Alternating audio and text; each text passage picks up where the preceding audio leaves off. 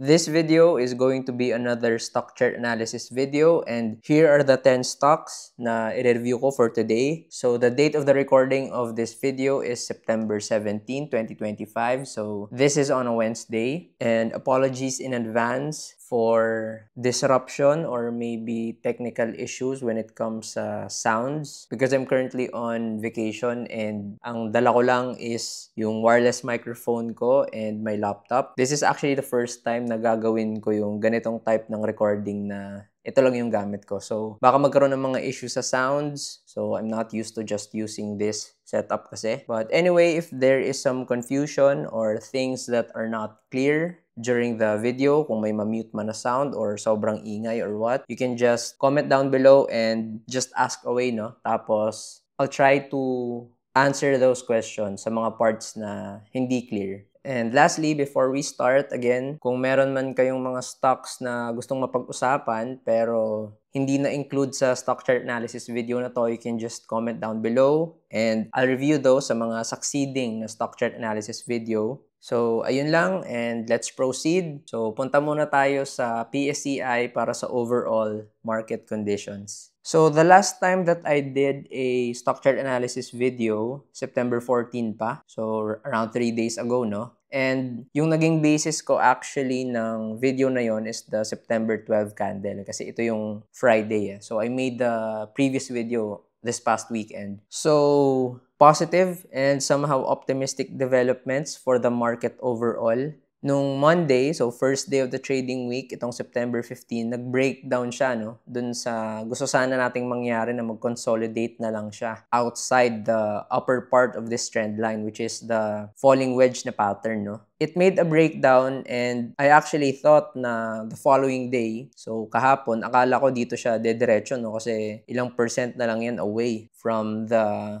support ng bottom part ng trend line. And fortunately, nabawi niya yung selling, no, na nangyari nung Monday kahapon. And equal or a little more na volume compared sa Monday na selling. So that tells me na negated nga yung nangyaring selling na breakdown ng September 15. And the good thing about that, nag-breakout siya actually dun sa falling wedge na pattern, no?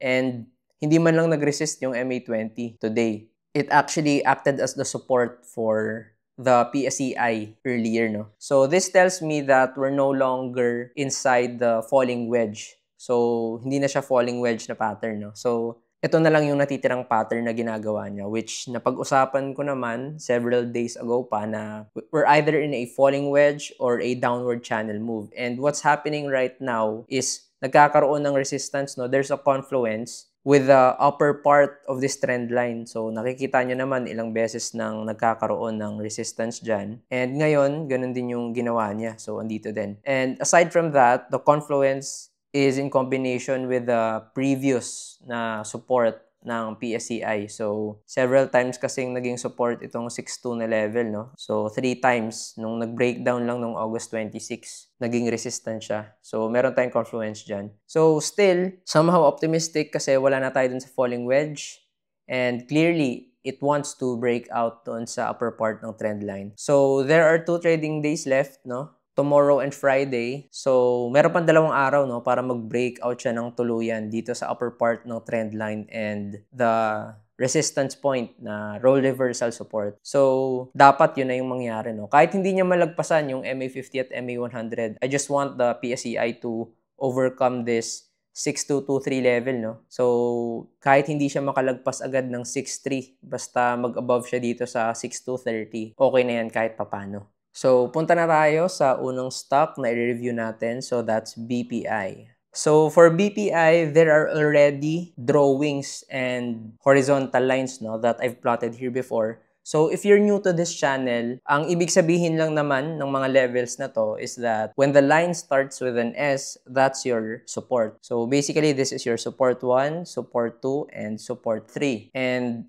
when the line starts with an R, that means resistance yan. So this is your resistance 1, and then resistance 2, resistance 3, and then resistance 4. So the vertical line means, ayan yung candle na naging basis ko for the last time that I reviewed the stock. So in this case, for BPI, we can see na September 8 yung vertical line. So that means the last time I reviewed this stock, it's either September 8 ng gabi or the following day if it falls on a weekend. So the next day is actually September 9. So ibig sabihin lang naman yan, September 8 ko siya huling review.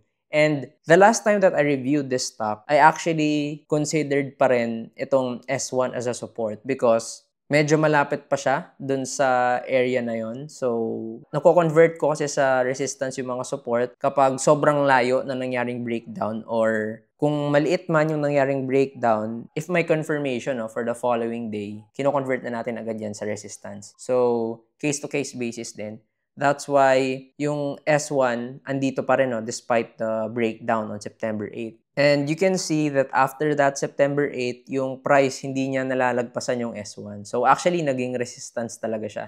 So nag-convert into resistance, 'di ba? And then nitong September 15, so of course nagkaroon ng sell down sa PSCI and syempre madadamay talaga karamihan ng mga blue chips or mga large cap, no? So what happened sa BPI is that nagkaroon siya ng sell down tapos nagkaroon ng support near the S3, which is a low ng BPI previously. That's why meron tayong support dyan sa S3, dito sa level na to. And also, the bottom part of the trend line is acting as a support. So basically, nagkaroon ng confluence ng support dito sa bottom part ng trend line, near 103 price level, tapos sa S3 na 101.30, near that area. And kanina nga lang nakita natin ang dalawang buying days for the PSEI. So that's what happened sa BPI also. So September 16, ang lakas nung buying, na-negate yung selling. And then the following day, which is kanina, buying pa rin. Pero hindi pa rin siya makalagpas dun sa upper part ng trend line. So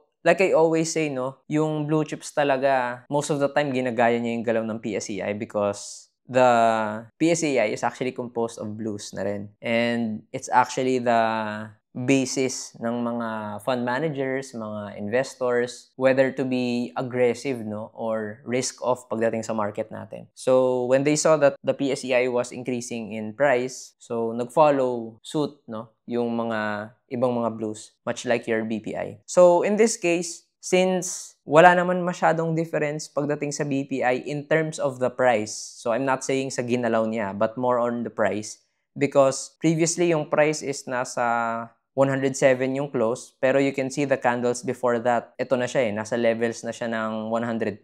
So magagamit pa rin natin actually as support itong S1 at S2 hanggang S3. So clearly this is the main support of BPI right now, yung near S3 and part of the trend line. So for BPI, I think it's very important na yung PSEI makalabas sa upper part ng trend line because if that happens, it's a possibility that BPI can test the resistance na R1 from 116 to 117.95, or near 100.18. So, dapat malagpasan niya ng BPI. So, somehow, naging optimistic yung sa BPI because it was able to recover from the strong selling pressure nitong September 15, But still, hindi ako ganun ka-optimistic kasi nga nasa loob pa rin siya ng downward channel move niya. So, what I want to see or happen sa BPI this week is mag-breakout na siya dito sa upper part ng trend line and hindi na siya bumalik ulit sa loob because that gives the stock a chance to test or break out naman sa kanyang R1 next week. And key milestone niya yan, pag nakapag-close siya above sa 118 na price level soon because that would mean it can transition into a short-term uptrend. So, medyo neutral pa tayo sa BPI hanggat hindi pa siya nakakalagpas sa upper part ng trend line niya to negate the downward channel move. So, next stock, AC. So, Ayala Corporation, you can see that there are drawings here. So, ano yung napag-usapan ko dito sa Ayala Corporation? So, there's a vertical line, August 22, and the next day is August 26. So, that means I was able to make a video about this, any day between August 22 up to August 25. So, you can check that sa homepage ng channel ko. Look for the dates na nakalagay ng August 22 up to 25. And if you see sa thumbnail na may nakalagay na AC, so of course, that stands for Ayala Corporation. You know na yun yung video kung saan huli ko itong pinag-usapan. And you can see that I've placed arrows here sa Ayala Corporation because ito yung mga inaasahan ko na magiging moves niya in the case na masunod yung bias natin. And what happened was, yung Ayala Corporation was actually hovering near the support ng small consolidation niya, no, inside this area because since first week of July up to the third week of August, so 1 month and a half, no, or 1 month and 3 weeks, nagko-consolidate yung Ayala Corporation. And I mentioned there na if this makes a breakdown, which happened the following trading day, yung August 26. So, this is probably on a Monday. Kapag nag-breakdown siya, the next price that it will revisit is the bottom part ng big range niya. So, that's why there's a line here kasi ayan yung S1 natin, no? And, of course, whenever prices reach a support area, of course, there are three things that can happen. It can either consolidate a little bit sa area na yun. Pwede ding mag-bounce siya kaagad. So, as you can see, nangyayari yan whenever price hits this area, no, around 543.40 levels. And the third thing that can happen, it can make another breakdown. So that explains yung drawing ko dito ng arrow na pag nag-breakdown pa yung Ayala Corporation, it can reach the next support, which is the S2. That's why may drawing ako dito. And as you can see, if we're going to extend the line, dun nga nakahanap ng support yung Ayala Corporation, no? And yung naging bias ko pa na added is that if it makes another breakdown from the S2, kung malakas talaga yung selling, it can reach the S3, no? Or probably make a consolidation between S2 and S3. So fortunately, the PSEI was able to make a recovery for the past few days. That's why you're seeing na nag-hold yung Ayala Corporation dun sa S2 na price. Kasi may pumasok na buying pressure for the past 2 days. So again, much like BPI, it's very important na the PSEI goes above the upper part of the trend line because it can fuel market participants to buy yung Ayala Corporation para somehow makabalik siya dito sa taas ng S1, no? Kasi kung yung PSEI magre-resist lang dun sa upper part ng trend line tapos magpapatuloy yung down move pababa, then we can expect for Ayala Corporation na bumaba ulit. And definitely, that will not look good for Ayala Corporation kasi wala pa siyang nagiging strong support. Onti pa lang yung nangyaring consolidation dito, no? Halos 3 days pa lang siyang andito sa price. So, if another huge sell down happens, I can expect that Ayala Corporation can go down further. So, wag naman sana, no? Kasi ang lalim pa nung S3. So, at these levels, that's still a 14%, no? 15% drop. But if selling is not that strong, tapos nag-breakdown lang siya, then it's a possibility na mag-consolidate dito yung Ayala Corporation. So, Ayala Corporation is somehow suffering the same fate, no, with SM Investments Corporation. I reviewed that last time na nire-revisit niya talaga yung mga lows niya. So, itong Ayala Corporation, itong S2 niya na price levels, if we're going to put a line here, you can see na ito pa siya, no? Yung pandemic lows pa niya to. So, third week March pa ng 2020 yan, nagka-reaction dyan sa price na yan. Previous resistance siya, kaya ginawa nating support. So, definitely not looking good for Ayala Corporation, no? Yung naging somehow optimistic thing lang about this is hindi na siya nahulog pa sa baba ng S2 tapos nag-support. So, let's see kung anong gagawin ng PSEI in the coming days to hold off the selling ng Ayala Corporation, no? So, next up, another blue chip stock. So, that's TEL or PLDT. So, PLDT, the last time that I reviewed this stock, August 29, so during the height, no, of the Konektadong Pinoy Bill issue. And we all know na that's the reason why TEL has been dropping because, of course, andun yung expectation na pwede silang magkaroon ng competition tapos mabawasan pa yung revenues or net income nila pag may mga kalaban na, no? And hindi rin nakatulong na nagkasabay-sabay yung mga ex-date ng dividend because there was a 3.67 div rate na dividend for August 27. So after the Konektadong Pinoy Bill noong August 26, nagkaroon pa ng sell down sa August 27 and after that, dire-diretso pa yung bentahan na nangyari. But the good thing about TEL, somehow nagiging support yung bottom part ng trend line niya. So we've identified kasi a very big falling wedge, no, or a downward channel move pa rin. And currently, the bottom part of the trend line is acting as the support. However, yung main talaga natin na support dito is itong S1, no, around 1,093 levels or 1-1 area. So ngayon, ang ginagawa ng TEL is nagkakaroon siya ng consolidation. So ito siya sa area na to. So overall, whether you look at the short term, medium term, long term, bigger picture, not looking good for TEL. The stock is going down and sobrang layo pa ng mga resistances niya, no? So ako, I don't see this stock going above the R1 levels anytime soon unless magkaroon ng sobrang lakas na buying pressure, and I don't know what the catalyst can be para matulak pataas tong TEL. Kasi isipin mo, ang lakas nung selling na nangyari na to. Sa 2 araw pa lang na to, no? Ang lakas na nung selling volume, no? So in order to negate that selling, it needs to have buying pressure na somehow equal or mas marami pa sa nangyaring selling na to. And also, hindi mo rin ma-deny, no, na near the R1 levels, marami ding sumalo. So, pwedeng may mga mag-break even na dito, di ba? So, yung mga sumalo dito, they will be up by 8-10% if ever it reaches yung levels na yan. So, bukod sa profit taking, may kalaban na siya na break even na selling pressure, no? So, that tells me na kailangan talagang sobrang lakas na buying pressure ng TEL in order for it to recover sa R1 in the short term. So, I think it will take weeks or months and good catalyst, no, para mabawi niya tong level na to kung paunti-unti lang papasok yung buying pressure. So, ano kaya yung pwedeng pumasok na catalyst, no, for this to have a recovery na faster? So, right now, it's consolidating sa bottom part ng trend line, but I'm not gonna change any levels because ganun pa rin naman, andun pa rin siya sa space in between the S1 and R1. So, pag nag-breakdown pa siya dito sa consolidation na to, then, of course, it's going to revisit yung S1 support. And kung sobrang lakas pa rin ng selling, then it can reach S2.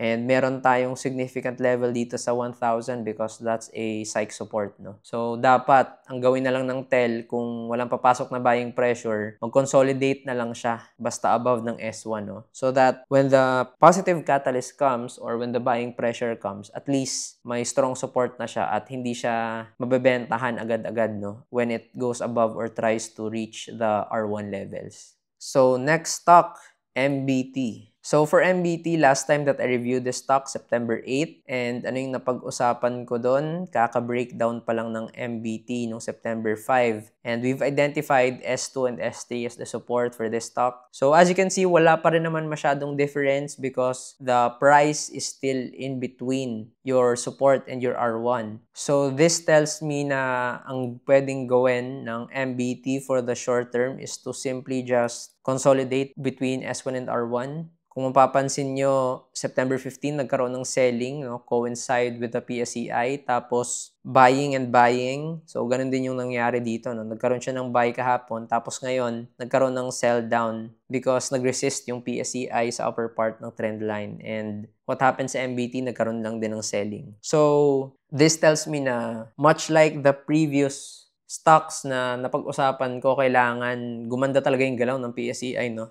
In order for MBT to reclaim yung price area above 70. Kasi kung manghihina yung market or magko-consolidate and walang catalyst na mangyayari for MBT, then it's a possibility na mag-consolidate lang din siya or mag-breakdown dito sa S1 na support. And the next support for that is yung S2 na, no? So, medyo malalim pa. From current levels, nasa 5% drop pa yan kung gusto niyang abutin yung S2. So, S1 and S2, both good support areas. So, dapat mag-hold sila actually. But, kung sobrang lakas ng selling sa market, then pwedeng may chance, no, na mabutas yung mga support na yan. So, for MBT, neutral scenario lang ngayon because nagko-consolidate siya. But on the bigger picture, I don't like how it's moving because it's consolidating tapos nagbe-breakdown. Most likely because of the effect ng PSEI, no? But if we're going to plot possible patterns na ginagawa ng MBT, so we can identify a bottom trend line here, no? And then, dito sa mga swing niya, so ito siya. So, it's a possibility na downward channel yung ginagawa ng MBT. So, ibig sabihin na to, meron nga tayong confluence dun sa 70.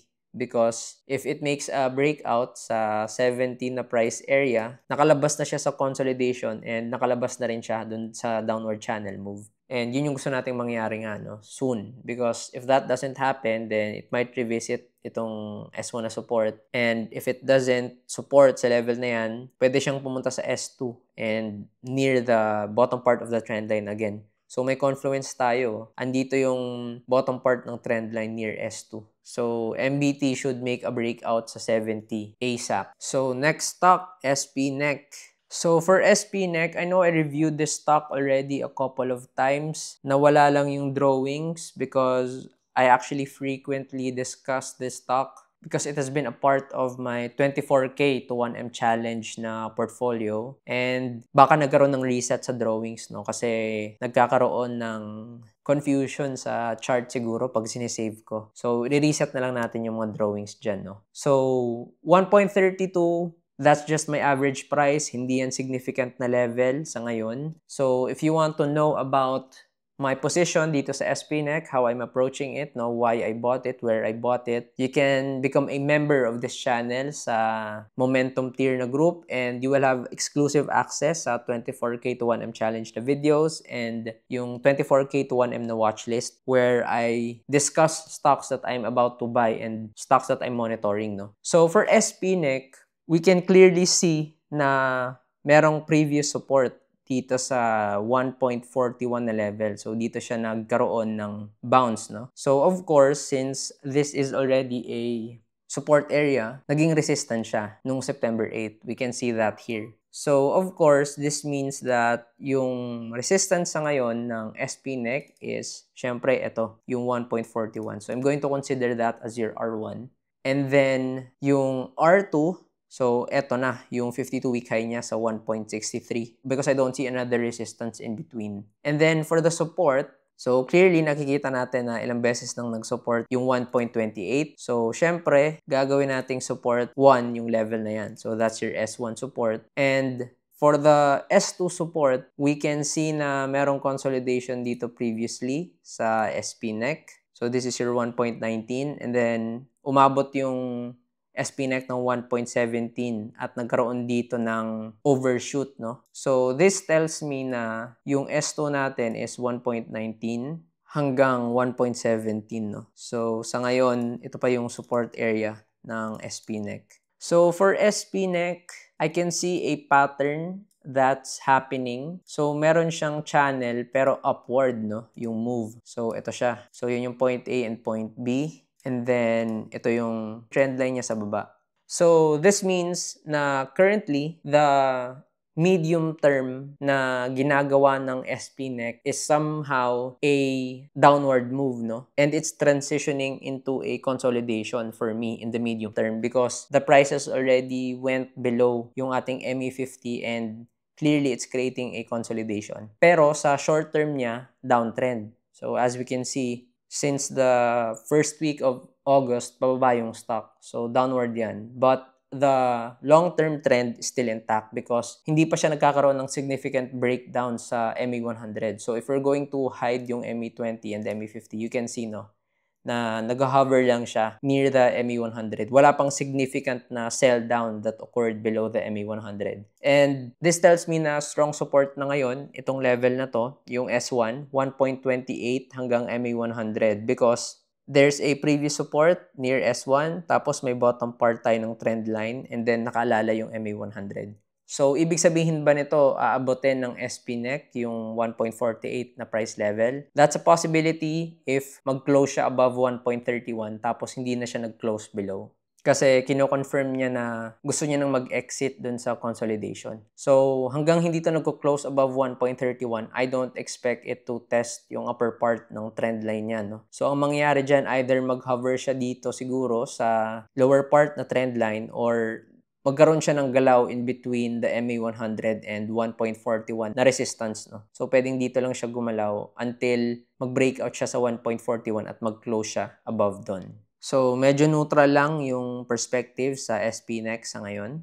So, next stock, GSMI. So, GSMI, there are drawings here but somehow walang vertical line. So, I'm not sure why. Pero there's an arrow here indicating na if GSMI makes a downward move at malakas yung selling, it's a possibility na i-revisit niya yung S2. So, judging by where the arrow is placed, that means the last time I reviewed this stock, pwedeng August 20 pababa, no? Or August 20 towards the left. So, probably between the first week of August to August 20. So, I've identified S1 as the support. And it's very simple kung bakit. Meron kasing double bottom dito, no? And nung August 20, actually, nag-support rin naman siya. So, I'm not really sure if August 20 ko ito na-review or the days before that. Nevertheless, ayun pa rin naman. Nag-support pa rin. And sa ngayon, nag-act as support pa rin yung S1, no? Nagkaroon lang ng overshoot dito nung September 16 because of the previous sell downs na nangyari. Pero probably dahil gumanda yung takbo ng market kahapon, nabawi niya rin, no? So, basically, andun naman ulit tayo sa price levels before the fake breakdown. So, para sa akin, wala namang difference sa GSMI. Andun pa rin siya sa same levels eh. So, this stock needs to make a breakout sa R1 for it to continue itong uptrend niya. And pag nabawasan pa to ng buying pressure, and pag nag-continue pa yung selling pressure nito at nag-breakdown siya sa S1, then you already know what can happen. It's a possibility na mag-drop siya sa S2 kasi ayun na yung next major support niya. So for GSMI, definitely medium term and short term niya, consolidation to. And pag nag-breakdown to sa S1, it can lead to a short-term downtrend, no? Yung sa long-term naman niya, the MA100 is curving downwards, no? So, it's a possibility na mag-transition na to into a long-term consolidation or a early sign of the downtrend in the long term. Kasi hindi niya kayang bawiin yung MA100 at hindi niya kayang magtagal sa taas eh. So, medyo optimistic scenario natin pag nabawi niya ulit yung price above ng MA100. Pero, ang maganda talaga niyang gawin, mag-breakout sa R1, no? Sa 308 na price area. Because that would mean magko-continue yung lahat ng uptrends niya sa short term, medium term, and long term. So, next up, M-wide. So, for M-wide, again, I have a position here sa 2.16. So, this is not a significant price level actually. So, I'm using kasi yung chart ng broker ko. So, automatically, my average price appears, no? Every time I have a position sa portfolio ko sa isang stock na binubuksan ko, no? So, for M-wide, definitely looking good. So, from a consolidation na matagal, no? Nakapag-increase na yung stock significantly. So, at the average price nung consolidation, it's up by 23%. So, definitely looking good for M-wide. So, ano ba yung catalyst na nailabas, no, for M-wide to make this significant jump in a span of a few days? So, a few days back, nitong September 11, so nearly a week ago na, nag-announce yung Megawide. So, they had a disclosure na bibigyan sila ng pera, no, in the billions ng bayad utang sa kanila. So, if you don't know kasi, yung CREC, which is the sponsor or the parent company of CREIT, at yung may-ari ng M-wide kasi is iisa lang, no? So, apparently, may utang itong Citicorp sa M-wide. So, they paid yung utang na yun, no? And ang nangyari, M-wide gained extra cash. So, of course, that's good because they can use that for future projects or kung saan man nila gagamitin. And aside from that cash, binigyan din sila ng shares ng Citicorp, no? So, basically, may assets silang nakuha na shares from Citicorp. And if I'm not mistaken, that's around 13% ata. So, malaki-laki yun, no? Because, so that's a little more than a tenth of the company. So, of course, the market participants are thinking of that as a good catalyst. So, you can see naman sa price that it's up more than 20% since the consolidation sa mababang price area niya. Kasi kung negative catalyst naman yan, hindi naman yan tataas ng ganyan, di ba? And as you can see, hindi pa naman siya nakaka-experience ng heavy sell down for the prices to go back below 2.20. So, yan yung catalyst niyan sa M-wide. So, ngayon, we're going to identify key levels for M-wide. So, sa ngayon, nagkakaroon tayo ng tweezer bottom dito, no, sa 16 and 17 na dates. And yung low niyan is 2.32. So, if we're going to put a line sa 2.32, you can see why naging siyang support. So, meron kasi tayo ditong bottom support and nagkaroon siya ng resistance. So, role reversal. So, basically, nagkaroon siya ng support sa 2.32 because of this price area, which is 2.30. So, actually, 2.30 talaga yung main support niya, pero probably, market participants are aggressive ng onti, no? Kasi hindi na nila pinapaabot sa 230 eh. So, a few ticks above 2.30, sinasalo na. So, nakakakuha yung mga market participants around this area. So, of course, that's your S1 support. And we can see na meron tayong previous consolidation near this area. So, that's 2.19. So, of course, we're going to consider that as a support now kasi nalagpasan niya na. So, 2.30 to 2.32 is S1. And then, your 2.19 is S2. So, the question is, what is the R1 of this stock? So, 2.68 is the swing high. And meron din tayong swing high sa 2.73. So, I'm considering this as R1, yung range na yan, no? Yung 2.68 to 2.73. And above that, we can see na meron namang resistance around 2.80 na level and the swing high here sa 2.88. So, this tells me that 2.81 to 2.88 could either be considered as your R2 and R3 or pwede natin i-consider na rin na range na lang yung R2 natin sa 2.81 to 2.88. And your 3, walang significant na structure resistance or structure support dito before.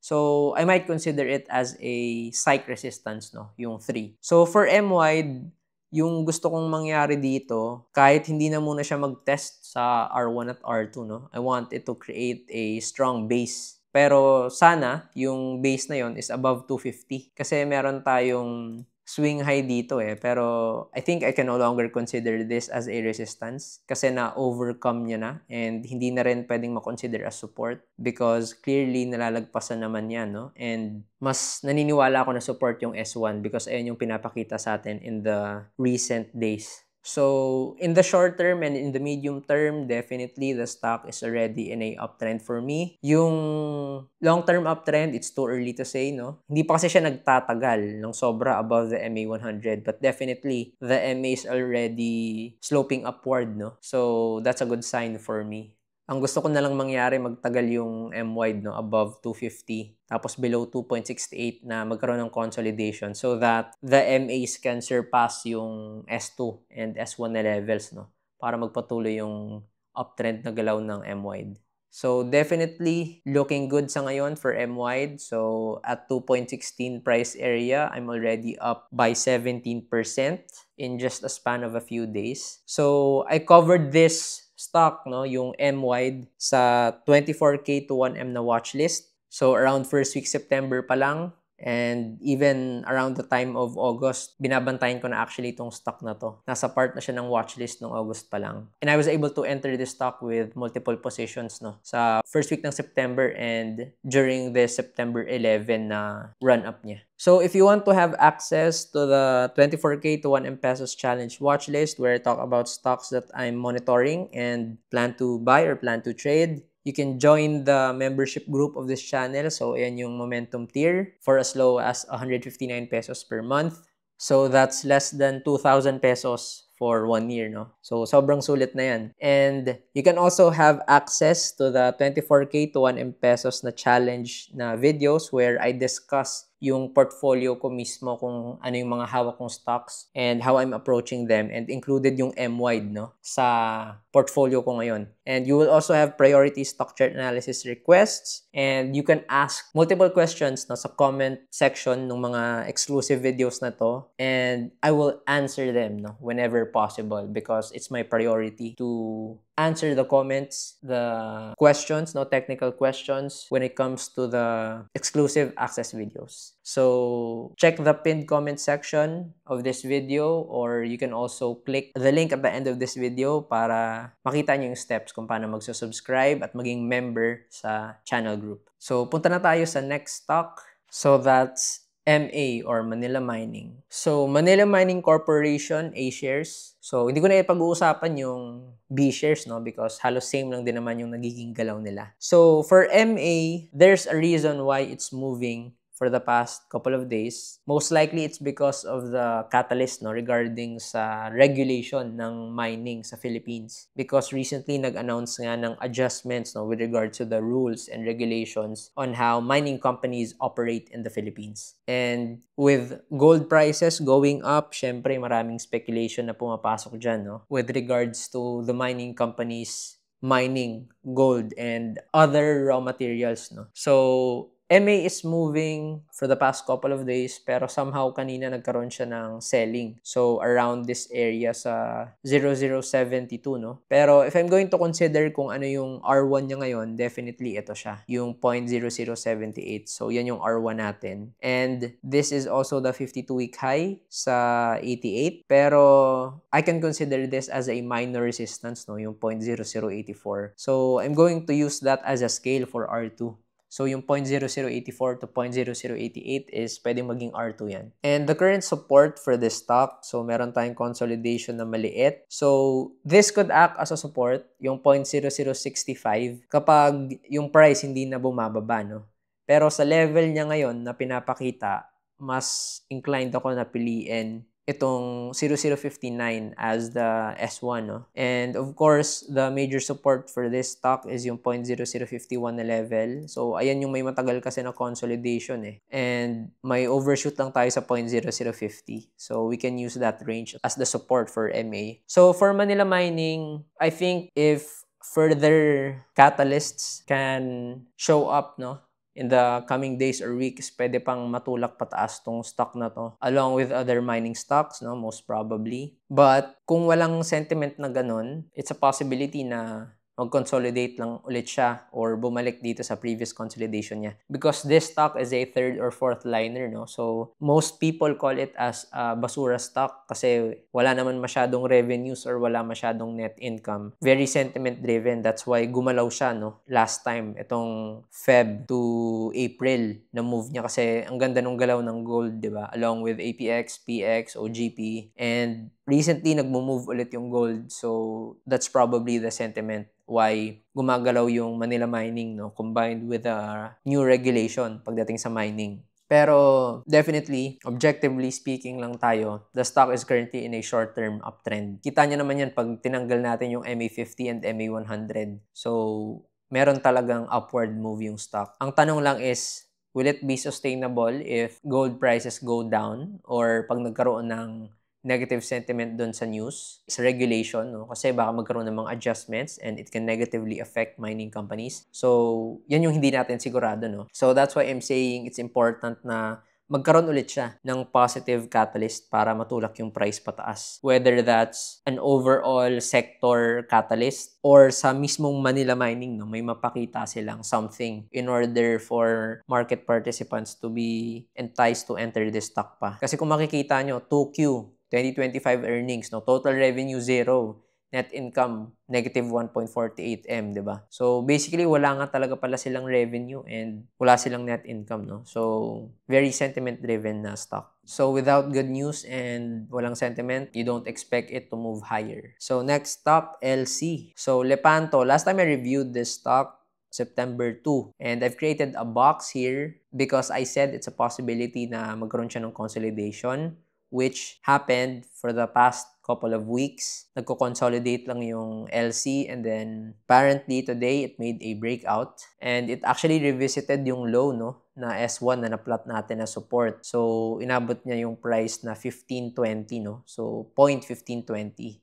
And yung S1 kasi natin is yung 0.15. So, a few ticks na lang, i-revisit niya na yung support. So, I think naging aggressive lang dito yung mga market participants because somehow there's a confluence between S1 and MA20. So, definitely looking good for LC or Lepanto. Sobrang laking pasalamat dapat ng market participants sa gold because the reason why this stock moved higher is because of gold prices. And kung mapapansin nyo yung recent na moves niya, no? Yung annual earnings niya, revenue 2.8, net income naging 100,000. And the next report, yung 1Q niya, naging revenue niya is 1.14 billion tapos 390 yung net income. So imagine that. Yung total revenue 2.8 for the whole 2024 and yung income lang niya ng 1Q is 390. And for 2Q, ganun ulit. nasa 300 million yung income and total revenue is 1 billion. So, definitely, may nangyaring catalyst, no? Gold prices are moving up, tapos yung LC mismo, yung Lepanto mismo, fundamentally, naging okay yung galawan ng stock. So, of course, the market reacted and it made a move higher, no?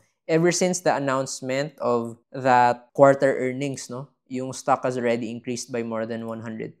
So, if this 3Q, makapaglabas siguro sila ulit ng report na tumaas talaga yung income nila, then that could be a possible catalyst, no, for the stock to move higher sa R1. Kasi kung mapapakita nila na ma-maximize nila yung pagtaas ng prices ng gold at nagre-reflect yun sa balance sheet nila or sa income statements na gumaganda talaga yung galaw ng fundamentals nila, then it would actually be a good thing for the stock kasi makikita ng market participants na may nangyayari na sa business, no?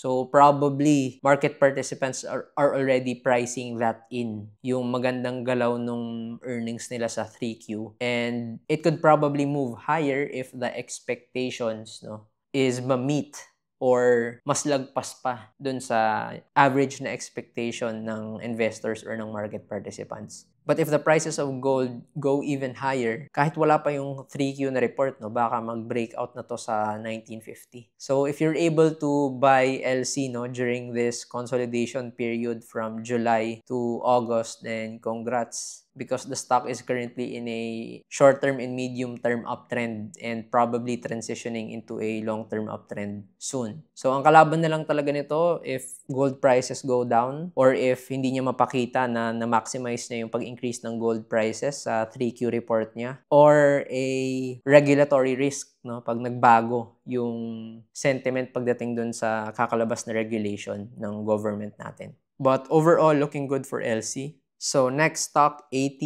Okay, for AT, Atlas Consolidated Mining. So, we've talked about a couple of mining stocks already. So, for this video, and recently, napag-usapan ko rin naman yung mga ibang stocks like APX, PX, and OGP. And if you're able to watch that, so I want you to think about what's happening sa AT ngayon, no? Before I share my 2 cents, no? Because what I've been saying so far is yung catalyst, yung news, when it comes to mining companies is good, right? And you can see that AT is still inside a consolidation or lower compared sa naging galaw ng mga ibang stocks.